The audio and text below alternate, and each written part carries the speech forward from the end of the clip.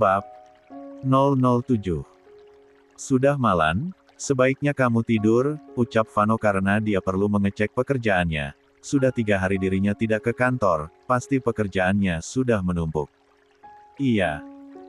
Aku akan ke kamar mandi dulu, balasnya, lalu Cinta beranjak dari duduknya, menuju ke ruangan walk-in closet, dia mengambil piyama tidurnya, membawanya ke kamar mandi. Vano hanya memperhatikan istrinya lewat sudut matanya, setelah istrinya memasuki kamar mandi, barulah dia pergi ke ruang kerjanya yang berada di samping kamarnya. Keesokan harinya, Cinta tidak masak, untuk sementara, Vano melarangnya sampai suster itu hengkang dari rumahnya. Mereka berdua sarapan dalam diam, karena tidak ada si kecil yang selalu berceloteh di sela-sela makannya. Kini hanya keheningan semata, suasana yang biasa hangat ini terlihat dingin.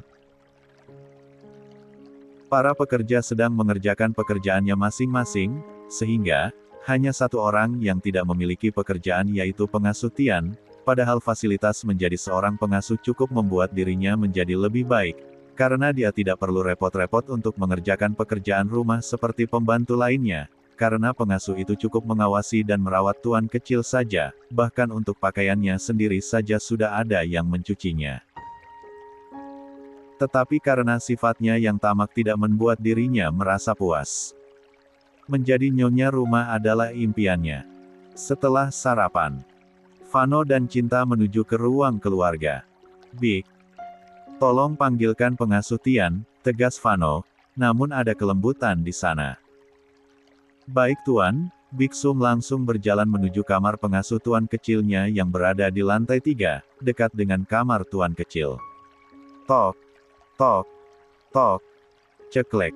Ada apa? Pagi-pagi sudah mengganggu. Tanya suster ketus, saat ini sedang memakai masker wajah jadi tidak suka kalau diganggu. 132. Dipanggil Tuan Devano, di ruang keluarga, kata Big Nelly yang geli melihat wajah pengasuh tuan kecilnya sedang memakai masker berwarna hitam.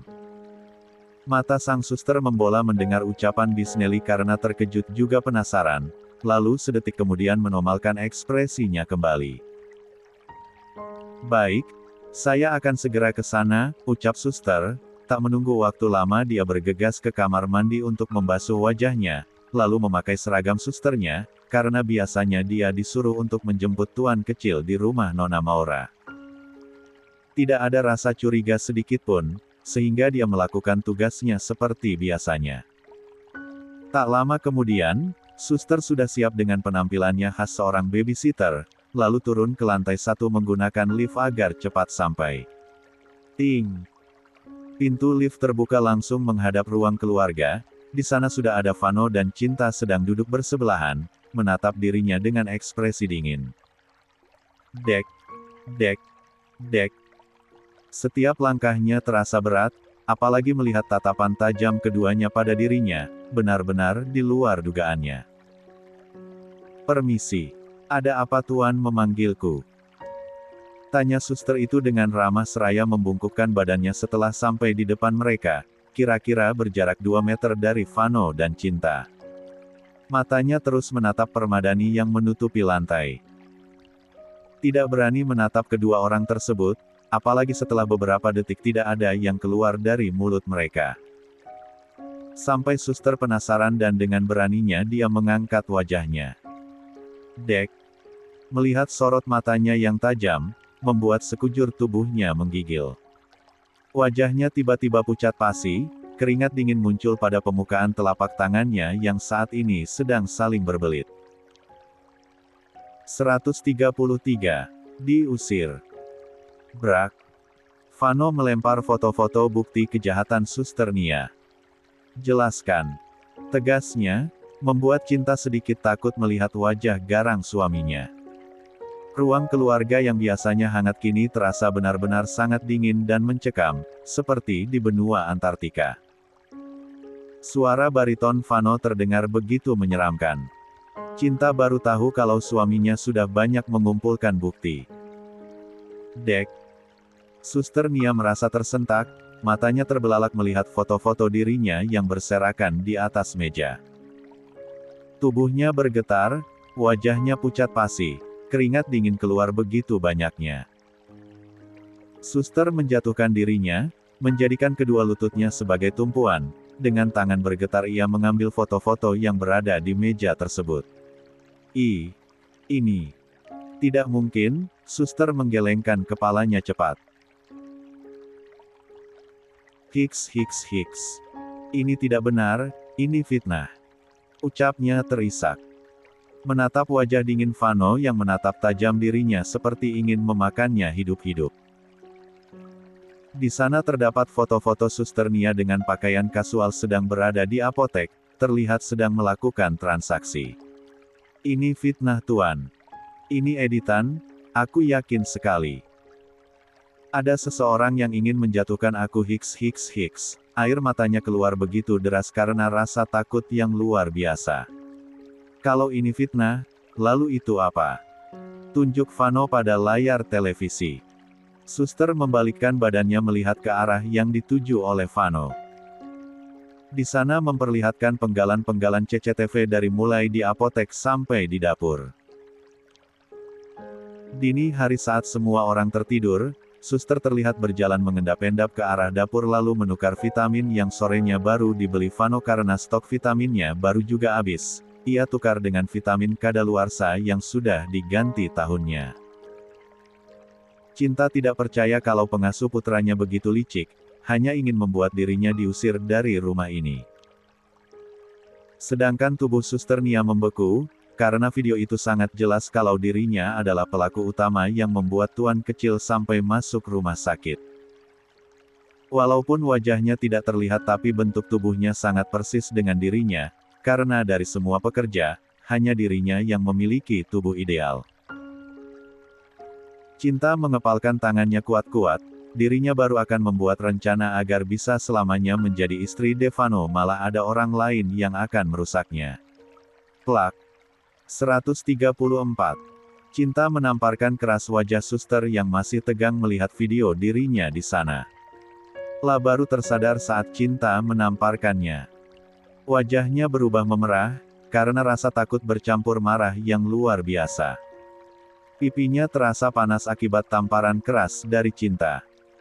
Apa yang kamu lakukan J*********************************************************************************************teriak pengasuh Tian dengan keras, dia tidak terima wajahnya ditampar begitu saja oleh wanita yang akan ia hancurkan. Itu hanya peringatan untukmu. Karena sudah berani-beraninya ingin memfitnahku. Kata Cinta menatap benci pada suster di depannya ini. Vano membiarkan istrinya akan melakukan apa saja agar hatinya puas, karena ada orang yang mencoba untuk menyingkirkan dirinya. Suster itu tertawa lalu menatap tajam Cinta. Tangannya terkepal kuat sampai kuku-kuku cantiknya menancap di telapak tangannya. Benar semua itu perbuatanku. Gara-gara kamu datang, semua orang tidak ada yang memperhatikan aku lagi, semua orang selalu menyanjungmu, termasuk kasih sayang tuan kecil, aku yang merawat dia sedari kecil, sampai sebesar itu. Tapi kamu merebut perhatiannya, semenjak kedatanganmu. Tuan kecil jadi menjaga jarak denganku. Hiks. Kamu memang perempuan jahat, pembawa sial, sudah mengambil perhatian semuanya. Perempuan murahan. Hiks. Aku tidak terima. Harusnya aku yang menjadi istri Tuan Devano karena akulah yang telah merawat putranya sedari kecil. Bukan kamu orang yang tidak jelas asal-usulnya. Hiks, ucapnya. Menatap tajam Cinta yang kini diam terpaku, mencerna ucapan dari pengasuh putra sambungnya itu. Kemudian ia tersenyum. Berjalan memutari tubuh Suster Nia. Harusnya kamu ngaca, kamu itu seorang pengasuh, kamu digaji, kamu dapat uang dari hasil merawat putra suamiku, jadi tidak usah berharap lebih. Memang sudah tugasmu menjaga dan merawat putra suamiku. Ingat ini dunia nyata, ini bukan dunia novel yang seolah-olah tuan muda menikahi pembantunya, atau seorang CEO menikahi cleaning service, apalagi seorang majikan menikahi baby-sitter putranya. Itu semua mimpi, ucapnya lantang. Membuat sang suster semakin marah atas penghinaan yang sangat menusuk dari Cinta.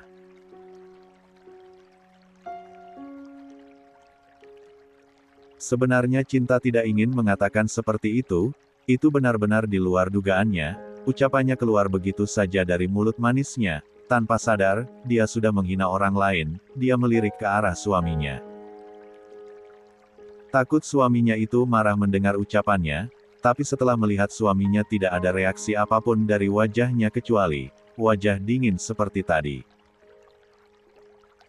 "Cukup Anda menghinaku," ucap suster menatap tajam ke Cinta. "Aku juga tidak yakin Anda bisa merawat tuan muda dengan baik, lihatlah penampilan Anda yang seperti G*******G, sangat jauh berbeda dengan keluarga Tuan Devano yang tertutup, alim dan taat, Anda tidak pantas berada di sisinya. Anda tidak pantas menjadi ibu sambung Tuan kecil," ucapnya remeh, membalas kata-kata penghinaan yang keluar dari mulut Cinta. Cinta diam saja, karena dia sedikit tersinggung dengan ucapan pengasuh putra sambungnya. Benar. Rasanya dirinya memang belum pantas bersanding dengan suaminya yang taat dalam beribadah. "Cukup," tegas Vano menghentikan perdebatan mereka. 135. Black. Panggil Vano pada anak buahnya yang sudah berdiri di belakangnya. "Iya Tuan.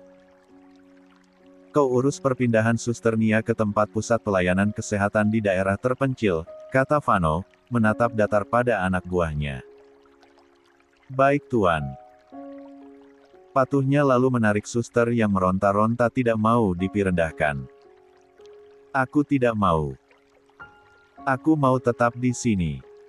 Tuan tolong, jangan pindahkan aku. Tolong kasihani aku, tolong ingat-ingat kebaikanku sebelum perempuan itu datang ke sini." "Hiks hiks hiks." Teriaknya menggema di rumah besar itu, sampai semua pekerja melihatnya, melihat bagaimana suster itu meronta-ronta saat dipaksa akan dibawa pergi oleh anak buah tuannya. "Hiks hiks hiks. Aku tidak mau. Aku bersumpah, sampai kapanpun kamu tidak akan bahagia G*******.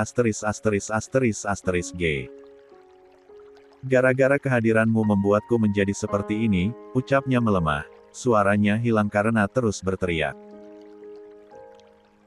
Cinta merasa tersentil oleh ucapan pengasuh Tian itu, dia menoleh ke arah suaminya yang saat ini entah sedang melihat apa, tatapannya kosong, mungkinkah dirinya juga merasa bersalah karena bagaimanapun juga Suster Nia sudah begitu baik dalam merawat putranya, hanya karena rasa iri membuatnya begitu marah dan ingin melakukan kejahatan demi ambisinya.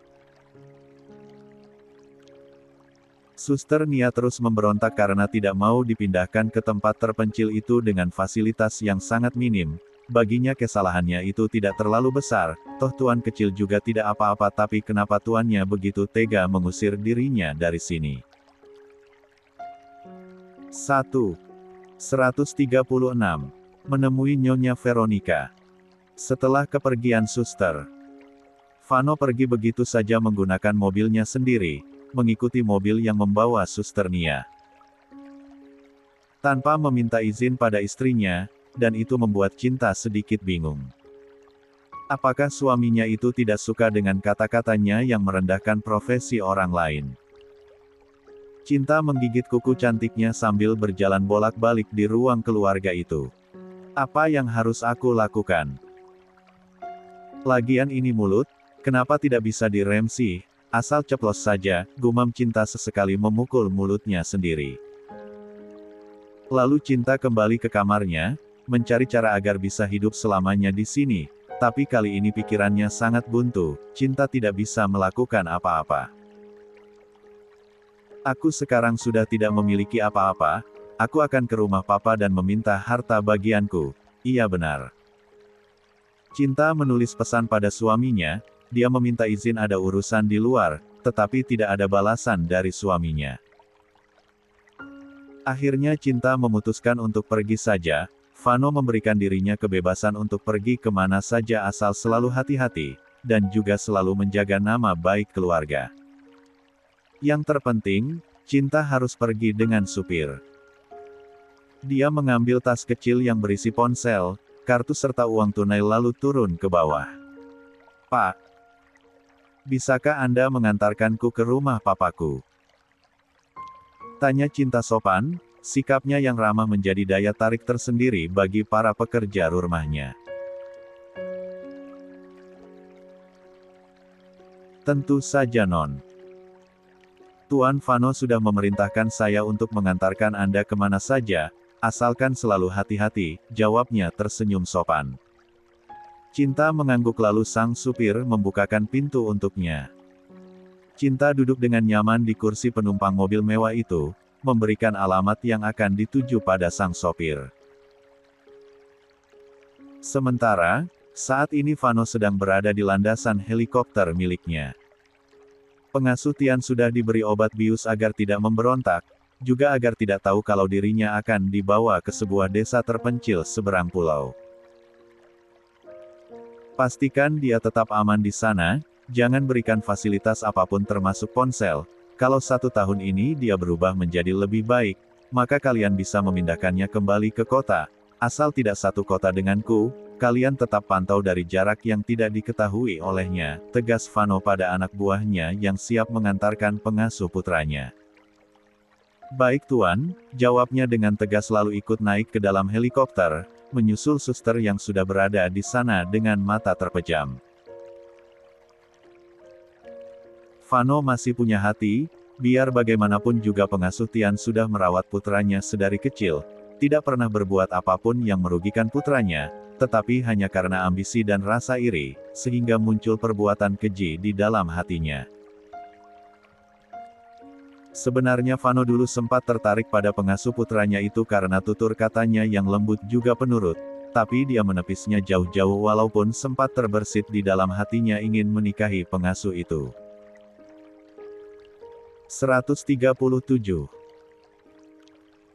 Sampai suatu hari dia bertemu dengan Cinta yang sedang mabuk, di depan pintu apartemen miliknya dan saat itu juga untuk yang pertama kalinya membuat jantung Fano berdebar tidak karuan, rasanya sangat berbeda. Fano baru pernah mengalami berdekatan dengan seorang wanita yang baru pertama kali ia temui tapi sudah membuat hati dan pikirannya kacau, sampai akhirnya dia ingin menjeratnya dengan pernikahan. Tapi setelah menjadikannya istri, dia tahu bahwa yang ada di dalam hatinya bukanlah dia, melainkan ada laki-laki lain yang sekarang sudah bahagia dengan pasangannya. Fano bertekad akan masuk ke sana, tapi dia pun tidak tahu caranya, dia tidak punya pengalaman untuk merayu seorang wanita. Hidupnya selama ini hanya bekerja dan mengurus putranya, bahkan di usia remajanya dia disibukkan untuk mencari keberadaan saudara kembarnya dan keluarganya, tidak ada waktu untuknya berdekatan dengan seorang wanita. Maka dari itu, Fano selalu berpenampilan culun agar tidak menarik lawan jenisnya. Fano melajukan mobilnya untuk pergi ke kantor, karena asistennya sudah menunggunya di sana, dia sudah kewalahan menghadapi pekerjaan yang semakin menumpuk. Cinta sudah sampai di pelataran rumah sederhana milik papanya, matanya berkaca-kaca sangat teringat papanya, perlahan dia berjalan ke arah pintu lalu menekan tombol bel rumah itu, rasanya begitu berat.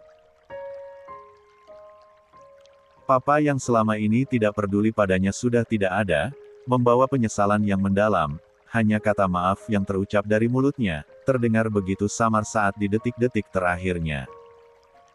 Hufet. Cinta menghembuskan nafasnya berat. Nyonya Veronica yang mendengar pintu bel berbunyi langsung bergegas berdiri meninggalkan pekerjaan rumahnya, karena saat ini Nyonya Veronica sedang menyapu halaman belakang rumahnya, sedangkan Sandra masih bermalas-malasan di kamarnya, setelah selesai sarapan. Ceklek. "Kamu. Kenapa kamu kesini?" Tanya Nyonya Veronica menatap tajam pada mantan anak tirinya itu.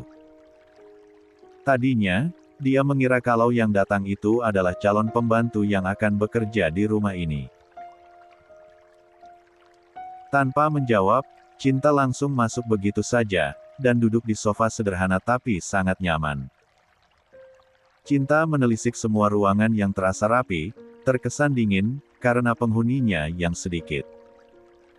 Tentu saja rapi, walaupun tidak ada pembantu.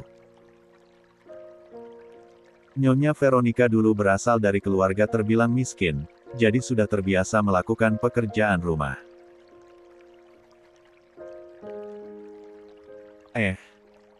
Kurang ajar kamu, ditanya malah main masuk saja. Tidak ada sopan-sopannya, sungutnya menatap tajam Cinta yang tidak memperdulikan dirinya. Mendengar ada suara bel rumahnya, Sandra pun buru-buru turun, tapi ternyata mamanya lebih dulu sampai dan membuka pintunya. Wah wah. Nyonya muda Tuan Devano datang, ucap Sandra tersenyum mengejek, dia sedikit iri melihat pakaian yang dikenakan oleh adik tirinya itu, dari atas sampai bawah semuanya barang branded dan limited edition, lalu duduk di sofa yang memanjang. Nyonya Veronica yang geram dengan tingkah mantan anak tirinya pun ikut duduk di samping putri kandungnya dengan wajah angkuhnya, seperti yang ia perlihatkan kalau ada cinta. 138. Kedatanganku ke sini, ingin mengambil harta peninggalan papaku. Tegasnya. Mereka terkejut, tapi sedetik kemudian mereka tertawa. Apa kamu tidak tahu? Sebelum papamu meninggal, dia sudah tidak meninggalkan hartanya untuk kami semua. Dia tertipu oleh investor asing, semua hartanya raib tak tersisa, hanya rumah ini yang ia tinggalkan. Itu pun hasil menjualmu pada Tuan Devano yang artinya tidak ada hak untukmu. Di sini tutur Nyonya Veronica yang membuat Cinta sedikit tersentak. Lagian sekarang kamu sudah menjadi istri konglomerat masih saja mengharapkan harta dari papaku. Atau jangan-jangan, kamu takut kalau kamu akan diceraikan oleh suamimu itu? Tanya Sandra memandang remeh Cinta, walaupun barang-barang branded itu melekat di tubuh adik tirinya. Itu hanya fasilitas semata karena menjadi seorang istri Devano. Lagi-lagi Cinta merasa tersentak dengan perkataan kakak tirinya itu, dia meremas kuat celana panjangnya. 139. Penyesalan. Baiklah. Kalau begitu, aku permisi dulu, aku sebenarnya ingin melihat nasib kalian saja sih, karena suamiku sendiri sudah mengatakan kalau papaku memang sudah tidak punya apa-apa, maka dari itu saat papa meninggal, yang mengurus semuanya. Termasuk pemakamannya adalah suamiku, jawab Cinta sambil berdiri. Ia melipat kedua tangannya, tersenyum mengejek ke arah dua wanita berbeda usia tersebut. Sandra dan Nyonya Veronica saling pandang, dengan tatapan rumit, kebenciannya semakin menjadi, apalagi melihat wajah angkuh Cinta yang seakan mengoyak harga dirinya. Sandra berdiri, menatap tajam ke arah Cinta. Jangan sombong kamu Cinta, aku pastikan, kamu akan diceraikan Tuan Devano dan aku yang akan menggantikanmu. Aku tahu, dari dulu kamu itu bodoh, hahaha.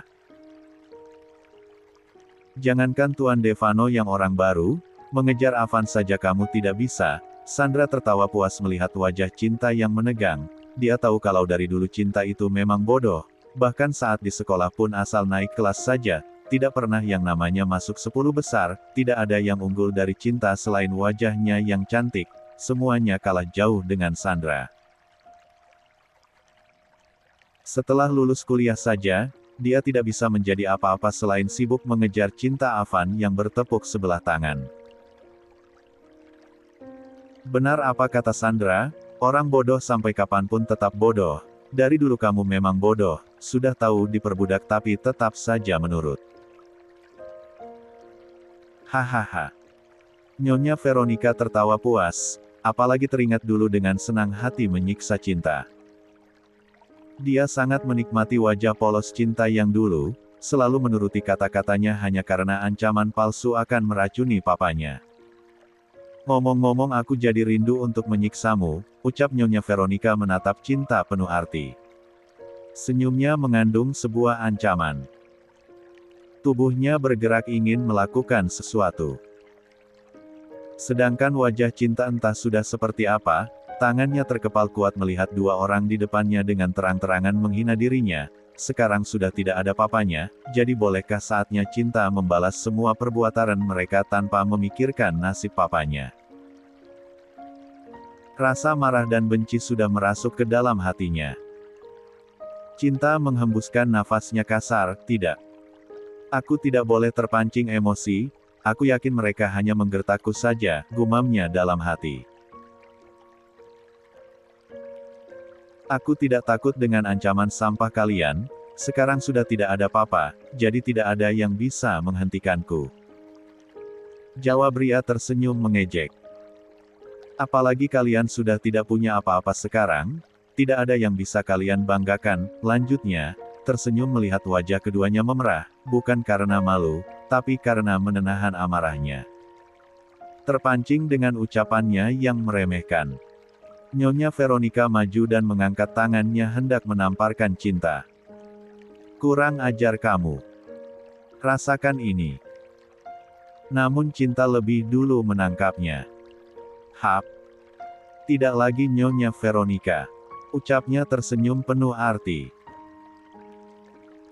140. Aku tidak akan pernah mengizinkan tangan menjijikanmu itu menyentuh wajahku lagi. Cinta menyentakkan tangan mantan mama tirinya itu, lalu, plak. Cinta menamparkan Nyonya Veronica dengan sangat keras, sampai wajah Nyonya Veronica menoleh ke samping, sudut bibirnya robek, mengeluarkan darah kental. Cinta. Apa yang kamu lakukan bodoh? Teriak Sandra mendekat dan menarik rambut Cinta dengan keras. Tapi Cinta tidak merasa kesakitan, tetap berdiri tegak, dengan sudut bibir tertarik ke atas, wajahnya dingin, atau mungkin karena sudah terbiasa menerima perlakuan seperti itu. Jadi mati rasa, ia tak merasakan kesakitan seperti biasanya. Kemudian Cinta memegang pergelangan tangan Sandra yang sedang menarik rambutnya, lalu memutar tangan Sandra sampai berbunyi. Krek. Ah, sakit bodoh. Hiks hiks hiks. Teriak Sandra mengumpat, rasanya tangannya seperti patah, ia merasakan sakit yang luar biasa. Nyonya Veronica yang melihatnya langsung melototkan matanya, dia kembali mendekat ingin melepaskan cengkraman tangan Cinta pada tangan putrinya. Lepaskan putriku, teriaknya menggema di ruang tamu yang tidak terlalu luas itu. Duk. Sayangnya sebelum Nyonya Veronica sampai, Cinta lebih dulu menendang perut Nyonya Veronica sampai terpental. Bukan terendangan maut yang langsung melumpuhkan lawan, hanya tendangan amatir yang Cinta pelajari dari YouTube, tapi bisa menumbangkan lawan, mungkin karena Nyonya Veronica sudah tua, apalagi tenaganya tidak sekuat dulu, jadi, hanya dengan tendangan kecil saja, tubuhnya langsung terpental. Nyonya Veronica merintih kesakitan, perutnya terasa sakit. Apalagi perut itu baru terisi penuh oleh makanan, sampai perutnya terasa mual seperti akan ada yang keluar dari mulutnya, tapi sebisa mungkin ia menahannya. Cinta mendorong tubuh Sandra jatuh menimpa mantan mama tirinya.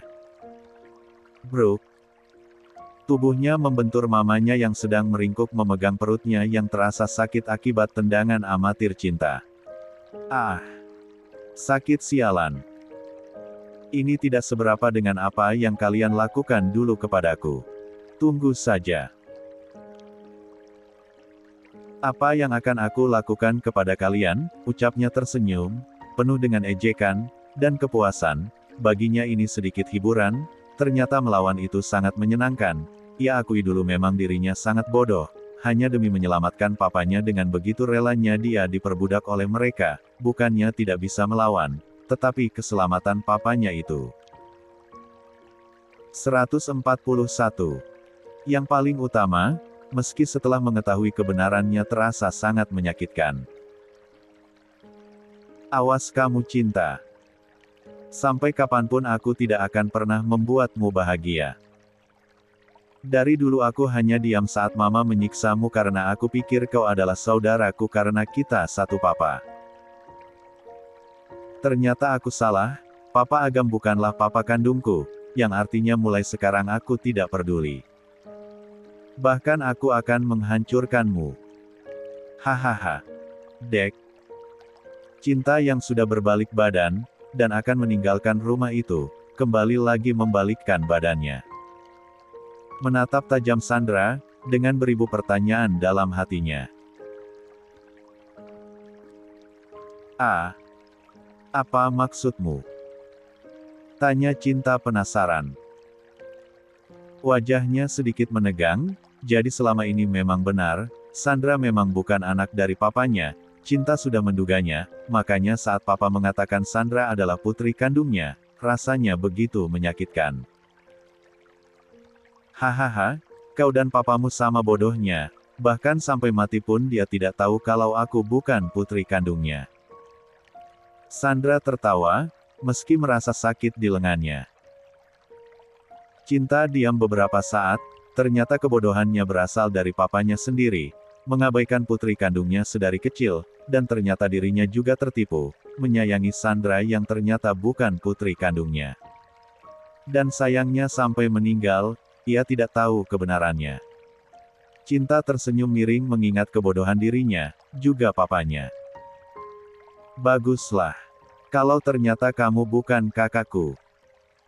Jadi tidak ada alasan, aku tidak tega membalasmu, balas Cinta tersenyum mengejek. Aku pergi dulu. Sampai jumpa, ucapnya.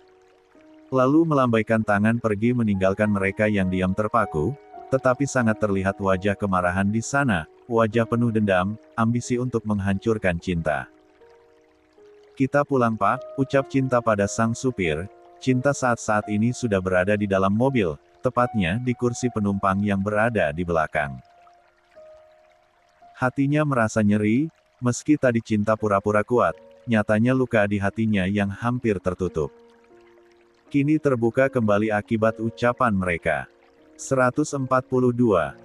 Rencana menjebak suami sendiri. Mampir ke toko *T** dulu Pak. Kata Cinta pada sang supir. Saat ini mereka sedang dalam perjalanan pulang ke rumahnya, karena rumah mantan mama tirinya itu terletak di sebuah klaster biasa, jadi butuh waktu sekitar 30 menit untuk sampai ke rumahnya.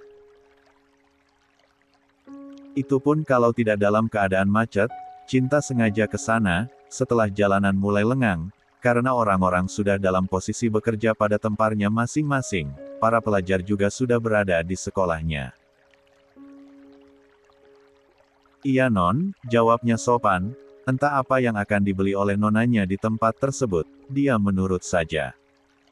Walaupun semua harus dilaporkan kepada Tuan Devano tanpa sepengetahuan Cinta. Pokoknya malam ini, aku harus bisa mendapatkan suamiku. Karena hanya dia yang bisa membantuku untuk membalaskan rasa sakitku kepada mereka, gumam Cinta dalam hati. Ia meremas celananya kuat, seumur hidupnya dia belum pernah membeli itu, walaupun papanya dulu sering menyuruh dia untuk membelinya dan menjebak Avan, tapi Cinta tak urung melakukannya. Baginya, walaupun dia perempuan nakal dan pendosa, tapi tidak mau melakukan hubungan suami istri tanpa adanya ikatan pernikahan. Mobil berhenti tepat di belakang zebra cross di bawah lampu merah. Cinta mengedarkan pandangannya, dan melihat sosok yang dulu selalu ada di hatinya. Avan sedang membukakan pintu dari toko roti, dan keluar dengan menenteng sebuah paperback di tangan kirinya. Perlakuannya begitu lembut pada istrinya yang memakai hijab itu. Avan keluar dengan memeluk pinggang istrinya, berjalan menuju area parkir dengan tatapan penuh cinta yang hanya tertuju pada istrinya seorang. Ia membukakan pintu untuk istrinya, lalu tangannya ia letakkan di atas kepala istrinya dengan sedikit jarak agar tidak terbentur pintu mobil. Tak lupa memakaikan sabuk pengaman, sebelum menutup pintunya, Avan mencium perut istrinya lalu menengusapnya dengan sayang, tak lupa mencium kening istrinya. Setelah istrinya sudah benar-benar nyaman, barulah pintunya ditutup dengan pelan oleh Avan, lalu Avan berjalan menuju pintu kemudi yang berada di sebelah istrinya. mengemudikan mobilnya dengan perlahan keluar dari area parkir. Perlakuannya begitu sangat lembut, Avan sangat mengistimewakan istrinya. Cinta sangat iri melihatnya, bukan iri ingin merebutnya, karena cinta sudah mengikhlaskan. Tapi dia iri karena ingin diperlakukan seperti itu oleh suaminya, tapi apakah bisa? Suaminya begitu dingin juga kaku. Semoga saja, suamiku nanti bisa seperti itu, aku akan belajar mencintainya. Semoga kalian bahagia selamanya, gumam Cinta dalam hati penuh harapan dan doa. Mobil kembali melaju ke tempat yang dituju. Aku tidak bisa membiarkan semua ini terjadi mah, dia sudah keterlaluan, ucap Sandra setelah kepergian Cinta. Dengan terlatih mereka saling membantu untuk duduk di sofa, tangannya terkepal kuat saat teringat kejadian tadi. Cinta yang biasanya tunduk pada mamanya, kini berontak. Bahkan lebih parahnya, dia sampai berani menamparkan mamanya. Juga menendang perut mamanya dengan keras. Benar, kamu harus melakukan sesuatu, ini benar-benar penghinaan untuk kita, semenjak menikah, dia semakin 143. Sombong, balas Nyonya Veronica menggebu. Matanya menatap tajam ke arah pintu, padahal Cinta sudah tidak ada di sana, tapi dia melihat seolah-olah Cinta masih berdiri di sana dengan wajah angkuhnya. Sandra mengambil ponselnya dengan tangan kiri, karena tangan kanannya masih terasa sakit, disebabkan oleh Cinta yang hampir mematahkan tangannya. Dia mengambil ponsel yang berada di atas meja, wajahnya tersenyum devil, lalu dia menelepon seseorang yang malam itu membantu dirinya saat sedang patah hati. Berbicara dengan serius, Nyonya Veronica semakin penasaran dengan seseorang yang dihubungi putrinya, rencananya begitu mengerikan. Siapa yang kamu hubungi? Sandra. Tanya Nyonya Veronica penasaran, ia menautkan kedua alisnya bingung. Mama tidak perlu tahu, ini urusan Sandra, Marna tenang saja, aku akan membalas perbuatan Cinta hari ini dengan berlipat-lipat, jawab Sandra yang saat ini sudah berwajah dingin. Mama mendukungmu, asal kamu hati-hati, jaga diri baik-baik. Karena perasaan Mama tidak enak, ucap Nyonya Veronica menatap sedikit curiga pada putrinya. Karena mereka baru beberapa hari di sini, tapi Sandra sepertinya sudah mengenal seseorang yang tiba-tiba saja ingin membantunya. Untuk saat ini, lebih baik kita diam dulu mah, tunggu waktu lengah, barulah kita akan menghancurkan Cinta. Cinta kembali ke mobilnya dengan wajah tersenyum, ia langsung menaruh barang tersebut pada tas kecilnya karena memang barang itu sangat kecil jadi dengan mudahnya ia menyelipkannya di sana, takut kalau sampai orang lain melihatnya, apalagi suaminya. Tadi saja, dia harus menunjukkan buku nikahnya terlebih dahulu. Untung saja dia bisa menunjukkannya lewat ponselnya dan orang tersebut bisa percaya dengan alasan yang sebenarnya. Harganya pun tidaklah murah. Sekarang kita pulang Pak. Ucapnya ramah, wajah cerianya sudah terlihat di sana, tetapi sedikit ada ketegangan juga. Sementara di ruang kerja yang sangat mewah itu, terlihat seseorang dengan wajah gagahnya tersenyum melihat layar ponselnya. Setelah melihat anak buahnya yang sekarang menjadi supir pribadi istrinya, dia mengirimkan pesan, juga video istrinya yang baru keluar dari toko dengan wajah ceria, sangat berbeda saat istrinya itu baru keluar dari rumah mantan mama tirinya itu. Sepertinya rencananya akan dimulai, gumamnya pelan, lalu meletakkan ponselnya kembali di atas meja kerjanya. Vano melanjutkan pekerjaannya kembali setelah tadi tertunda. Skip. Malam harinya Cinta sudah menyiapkan semuanya, tadi siang dia ke rumah kakak iparnya untuk mengajak putra sambungnya untuk pulang, tapi sayangnya tidak mau, sebelum mendengar dirinya akan punya adik. Akhirnya dengan tangan kosong dia kembali ke rumah, dan ternyata saat ini suaminya masih berada di sana, setelah pulang kerja. Suaminya itu langsung mampir ke rumah kakak iparnya. Cinta berjalan bolak-balik di dalam kamar mewah itu, dia memakai pakaian yang sedikit lebih terbuka dari 144. Biasanya. Ingat ya, hanya sedikit, bukan linger seksi seperti kebanyakan orang-orang, karena Cinta masih sedikit malu, karena merasa gerah, dia memutuskan untuk duduk di balkon kamarnya.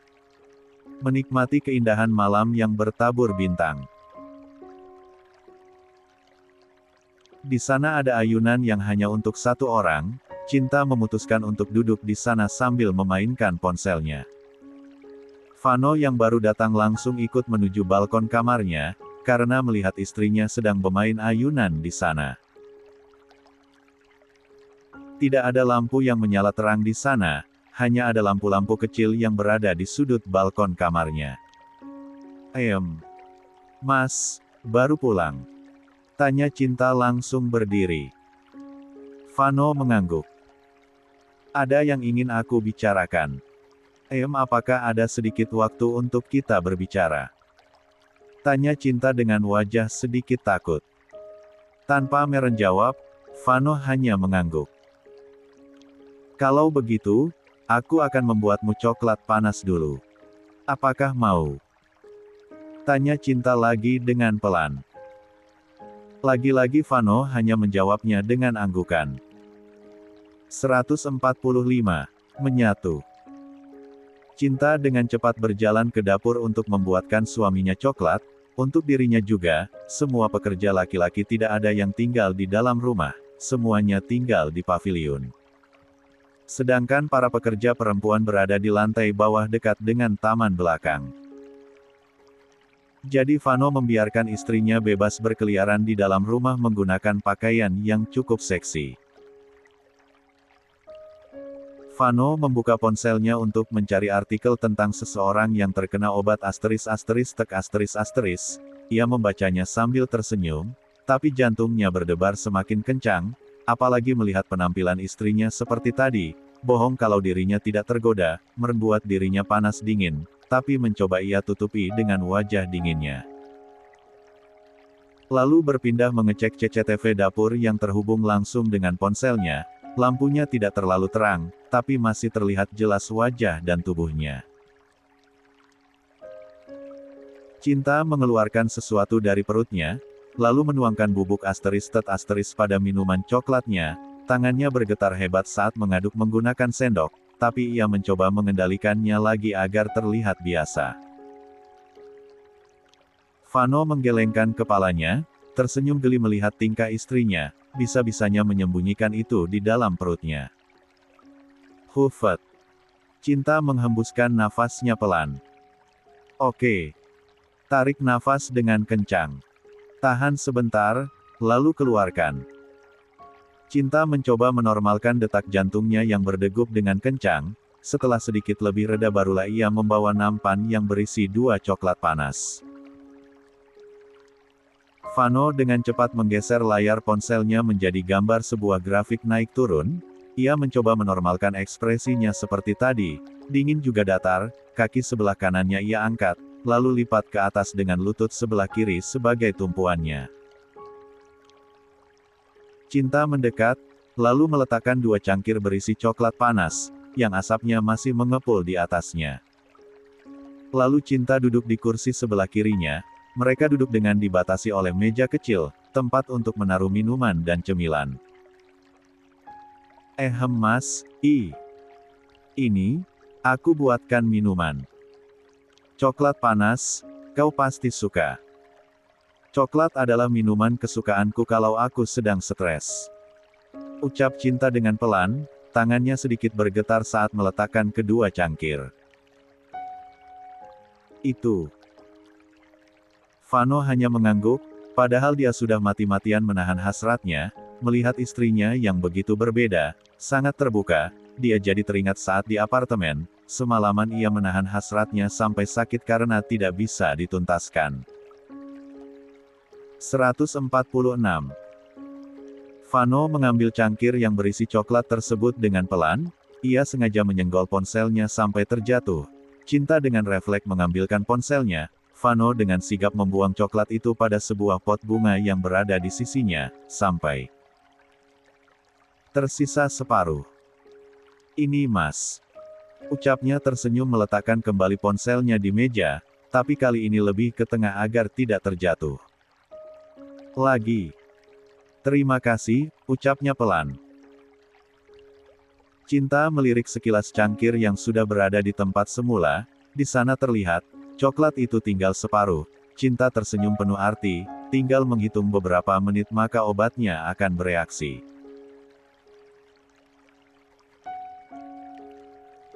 Aku sudah mencoba membujuk Tian untuk pulang, tapi tidak mau, kata Cinta membuka topik pembicaraan. Padahal dalam hatinya sudah tidak karuan, deg-degan. Rasanya sudah nano-nano. Aku pun sama, jawabnya irit. Wajahnya dingin. Apa yang dirasakan Cinta, dia pun merasakan hal yang sama, deg-degan, jujur. Ini dalam hidupnya dia baru pernah merasakan debaran jantung yang tidak terkendali. Sama. Apanya? Tanya Cinta yang sedikit lemot. Apakah sama? Sudah tidak sabar. Tanya Cinta, yang sayangnya hanya dalam hatinya saja. Maksudku, aku sudah mencoba membujuk Tian untuk pulang, jawabnya masih sama, tidak mau.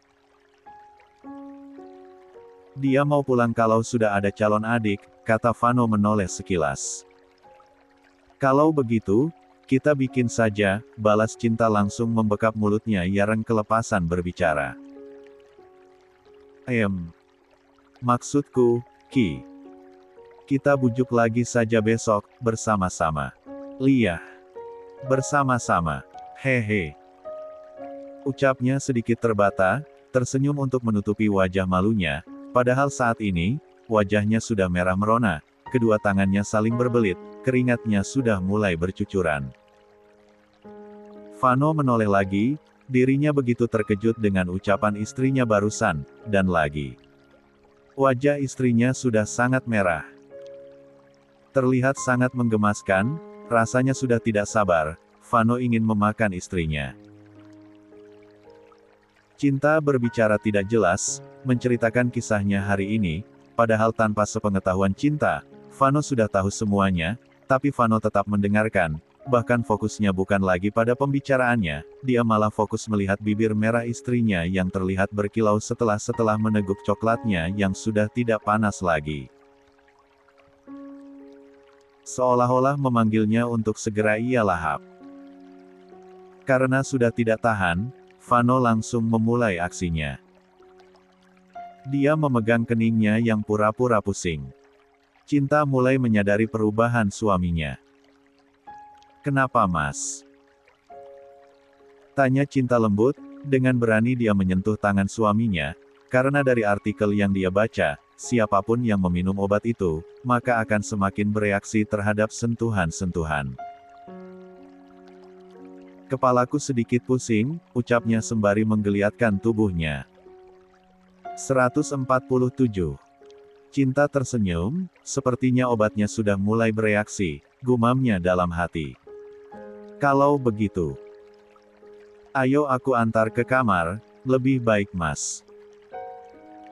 Beristirahat, ucapnya lembut, lalu berdiri dari duduknya, membantu suaminya berjalan masuk ke kamar, tak lupa menutup dan mengunci pintu balkon kamarnya. Mas. Lebih baik tiduran saja, ucapnya lembut, sengaja suaranya seperti bisikan di dekat telinga suaminya. Dan benar saja, tanpa obat, tubuh Vano sudah bereaksi sempurna. Seluruh tubuhnya meremang. Cinta merebahkan tubuh suaminya di ranjang. Cinta duduk di tepi ranjang, ia menggigit bibirnya karena dia bingung harus seperti apa, bukannya orang yang meminum obat itu akan langsung menyerangnya, tapi ini suaminya hanya diam dan menggeliat-menggeliat saja. Apa aku harus menggodanya dulu ya?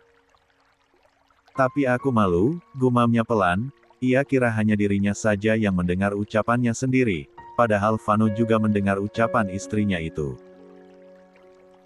Dia mencoba menahan tawanya melihat wajah frustasi istrinya yang malu-malu itu tapi sok-sokan akan menggodanya. Mata Vano dibuat sayu, agar aktingnya terlihat begitu mendalam. Karena sudah tak tahan, akhirnya Vano langsung menarik istrinya agar terlentang di sampingnya. Vano langsung naik di atasnya. Au! Cinta terpekik karena terkejut.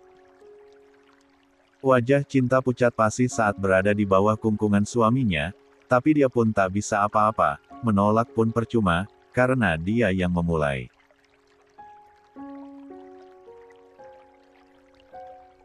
Tatapan Vano begitu tajam dan penuh gairah, dia diam sejenak, untuk menatap wajah istrinya yang pucat karena ketakutan, padahal dalam diamnya, Vano sedang membaca doa di dalam hatinya.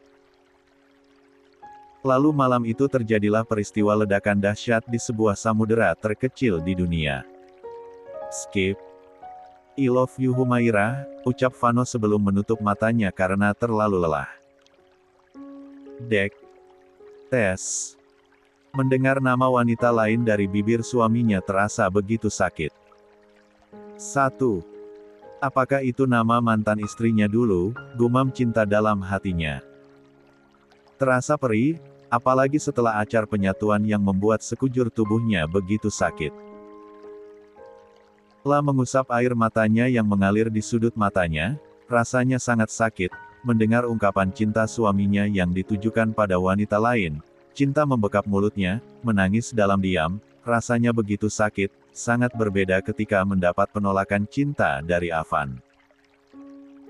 Ini lebih perih, apalagi dia sudah menyerahkan semuanya. Dan ternyata, ini adalah untuk yang pertama kalinya. 148. Kembali. Jam 5 pagi Cinta sudah bangun, tapi tidak melihat keberadaan suaminya. Lalu ia berjalan dengan terlatih untuk ke kamar mandi. Sebelum sampai ke shower, Cinta tidak sengaja melihat dirinya pada cermin wastafel. Astagfirullah. Apa ini? Ucapnya pelan. Dia terbelalak melihat tubuhnya seperti macan tutul, lebih mengerikan dari dulu. Aku tidak menyangka akan seperti ini, gumamnya pelan, melihat dirinya lekat-lekat. Matanya terlihat sembab karena sebelum tertidur Cinta menangis, dan sampai sekarang masih terngiang-ngiang tentang ucapan suaminya yang mengatakan cinta pada orang lain. Ah sudahlah. Lupakan cinta, yang terpenting kamu sudah mendapatkan apa yang kamu inginkan, kamu tidak akan diusir dari rumah ini, syukur-syukur kejadian semalam membuahkan hasil. Zaman sekarang untuk perasaan nomor 27, yang terpenting kebutuhan finansial tercukupi. Tidak perlu repot-repot kerja banting tulang. Cukup syukuri dan nikmati apa yang ada, ucapnya pada diri sendiri agar Cinta lebih semangat menjalani hidup. Lalu Cinta berjalan pelan menuju batub, dia mengisi air hangat sampai penuh, lalu menuangkan aroma terapi. Barulah ia berendam untuk beberapa saat. Setelah tubuhnya sudah relaks, barulah Cinta membilasnya di bawah shower. Cinta mengambil air wudhu, berulang kali ia gagal, karena dia hanya belajar lewat YouTube, ponselnya ia tempelkan pada dinding kamar mandi. Setelah beberapa kali mencobanya, akhirnya bisa, barulah dia keluar dari kamar mandi. La melihat berbagai jenis mukena yang berjejer di sana, tapi ia tertarik dengan yang bentuknya beda. Ia mencoba mengambil mukena terusan yang berada di lemari dekat tempat tidur, di mana tempat itu khusus untuk keperluan beribadah. Dirinya merasa aneh dengan mukena itu, karena setahunnya mukena itu bagian atas dan bawahannya terpisah. Karena penasaran, Cinta mengambil ponselnya lagi. Dia melihatnya dan ternyata memang ada, ia memperhatikan tutorialnya. Lalu memakai mukenanya dengan pelan. Dengan tangan bergetar ia membentangkan sajadah yang berwarna hijau tanpa gambar, semuanya polos, tidak sajadahnya, tidak mukenanya, semuanya polos tak bercorak. Cinta jadi teringat waktu kecil dulu, mamanya selalu mengajarkan dirinya untuk beribadah, dengan mukena bergambar kartun, itu sangat lucu. Tapi setelah mama meninggal dan dirinya diajak papanya untuk tinggal di negara yang berbeda, membuat dirinya tidak pernah melakukan ibadah. Buta akan ilmu agama, dan semenjak di sana sudah tidak ada kedamaian dalam hidupnya, papanya yang tidak peduli. Nama tirinya yang kejam, kakak tirinya cuek, selalu membicarakan yang jelek-jelek tentang dirinya. Kalau dipikir-pikir itu bukan sepenuhnya salah mereka, itu adalah ujian untuknya, dan yang sangat disayangkan. Cinta tidak sadar juga kalau selama ini dirinya telah meninggalkan yang memberinya hidup. Mengeluh dan terus mengeluh tanpa meminta jalan keluar. Mencari bantuan hanya kepada manusia yang sifatnya hanya sementara. Tes 149. Tes. Air matanya tumpah di saat ia mulai berdiri menghadapnya. Sampai salam, air matanya tak berhenti mengalir. Cinta sangat menyesal. Cinta berdoa dalam diam, meminta untuk diampuni segala dosa-dosanya. Hiks. Dalam sujudnya Cinta terus menangis sampai nafasnya tersengal-sengal. Dia terus-terusan memohon ampunan. Bahkan untuk terbangun dari sujudnya merasa sangat berat. Vano yang baru masuk setelah melakukan olahraga raga begitu terkejut, melihat istrinya sedang bersujud dan sepertinya nafasnya tidak beraturan. Ia langsung mendekat dan meraih istrinya. Cinta, hei. Kau kenapa? Tanya Vano lembut, membuat Cinta menoleh karena Vano sudah membantu mengangkat dirinya, sekarang posisinya sudah duduk dan berada di pelukan suaminya. Mas. Hiks. Maafkan aku. Cinta menangis semakin meraung memeluk suaminya dengan erat. Vano senang melihat istrinya sudah mau beribadah, tapi dia juga kasihan melihat istrinya seperti ini. Tanpa bertanya lagi, Vano membiarkan istrinya menumpahkan tangisannya. Mengusap bahunya yang bergetar. Setelah tidak ada suara tangisannya lagi, dan hanya terdengar suara sesenggukan saja, Vano mengangkat tubuh istrinya, memindahkan istrinya ke sofa empuk yang berada di kamar mewahnya. Minum dulu. Vano memberikan segelas air minum yang sudah tersedia di meja. Cinta menurut lalu meminumnya hingga tandas, sampai nafasnya kini sudah teratur. Vano melihat wajah polos istrinya terasa sangat lucu, wajahnya memerah, hidung mancungnya juga sama, memerah. Ditambah masih mengenakan mukena, wajahnya tambah cantik berlipat-lipat sekaligus bercahaya. Sekarang ceritakan. Ucap Vano dengan suara lembutnya, sekarang dia tidak peduli dengan perasaan istrinya, toh sekarang istrinya itu sudah menjadi milik dia seutuhnya.